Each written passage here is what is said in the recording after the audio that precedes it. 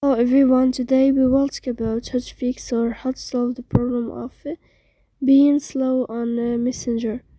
To know how to fix or how to solve the problem of being slow on Messenger, you should just go to settings.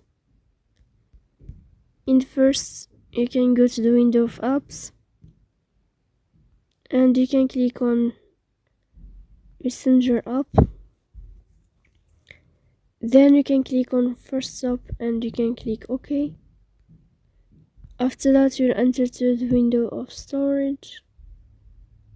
Here you can click clear cache, don't click clear data because that can delete your account. So please don't forget to support us by like and subscribe.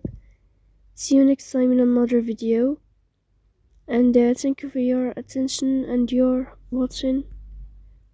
Goodbye.